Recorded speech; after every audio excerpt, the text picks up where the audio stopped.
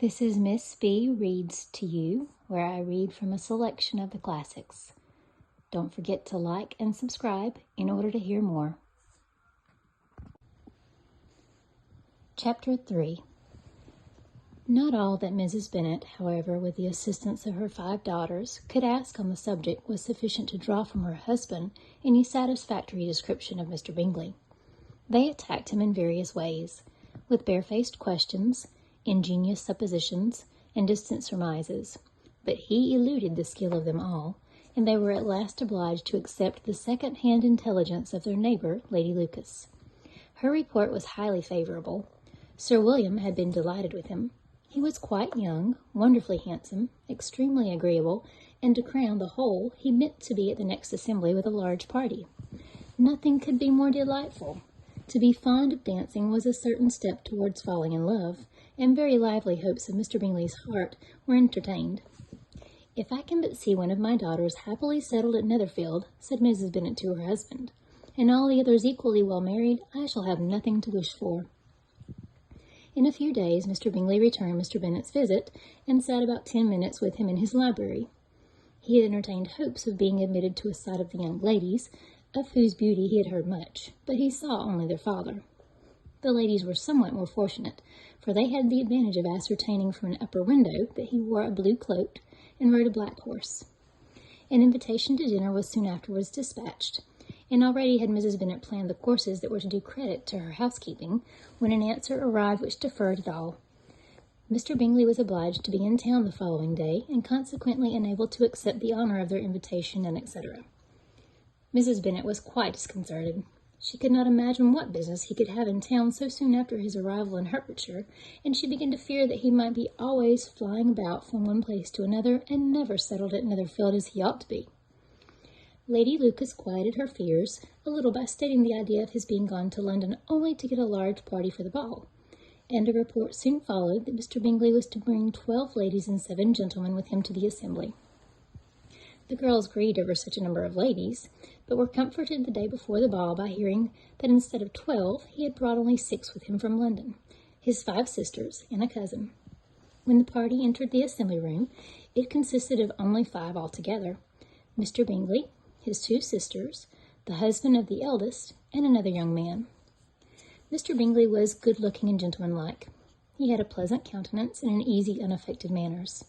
His sisters were fine women with an air of decided fashion. His brother-in-law, Mr. Hurst, merely looked the gentleman, but his friend Mr. Darcy soon drew the attention of the room by his fine, tall person, handsome features, noble mien, and the report which in general circulation within 5 minutes after his entrance of his having 10,000 a year. The gentleman pronounced him to be a fine figure of a man.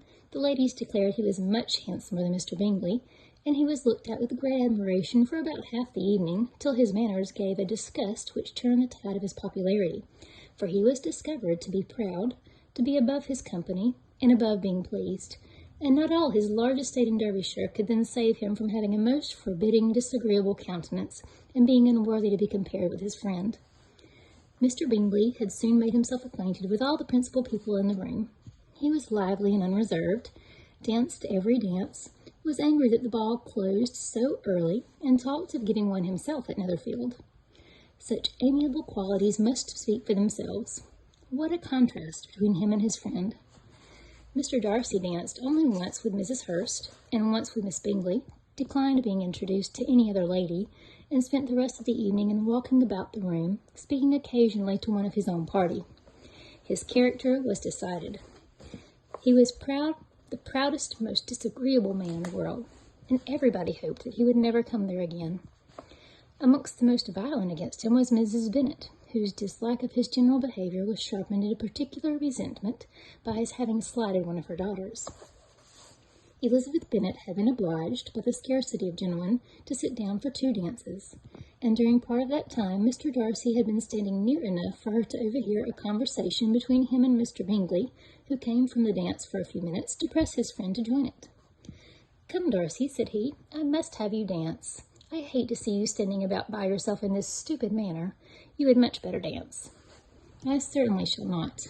You know how I detest it, unless I am particularly acquainted with my partner.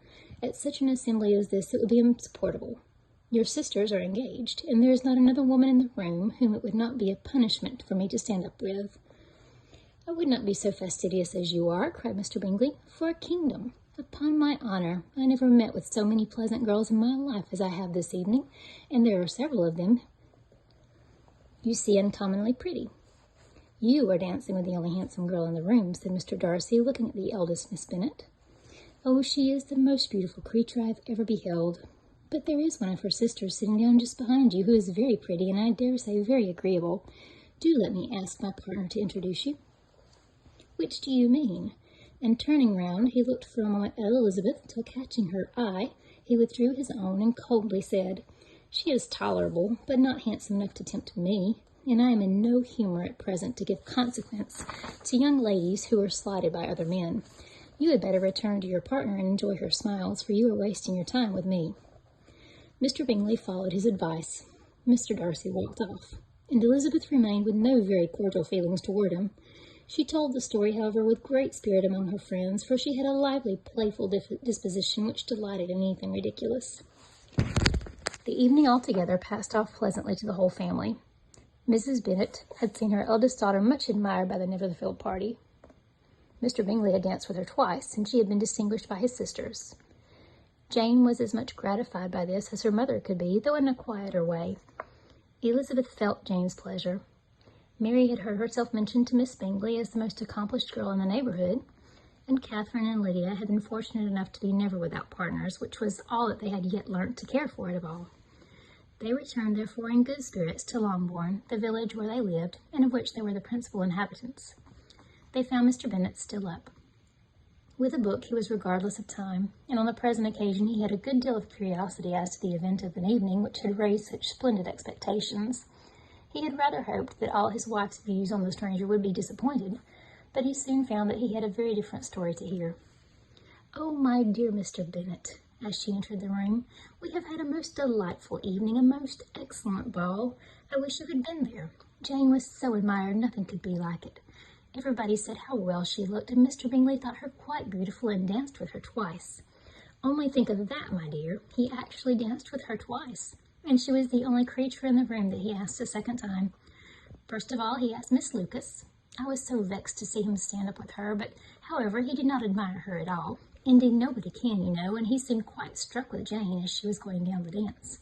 So he inquired who she was and got introduced, and asked her for the next two. Then, the 2/3 he danced with Miss King, and 2/4 with Maria Lucas, and the 2/5 with Jane again, and 2/6 with Lizzie and the Boulanger. If he had any compassion for me, cried her husband impatiently, he would not have danced half so much. For God's sake, say no more of his partners. Oh, that he had sprained his ankle in the first dance. Oh, my dear, continued Miss Bennet, I'm quite delighted with him. He is so excessively handsome, and his sisters are charming women. I never in my life saw anything more elegant than their dresses. I dare say the lace upon Mrs. Hurst's gown. Here she was interrupted again. Mr. Bennet protested against any description of finery.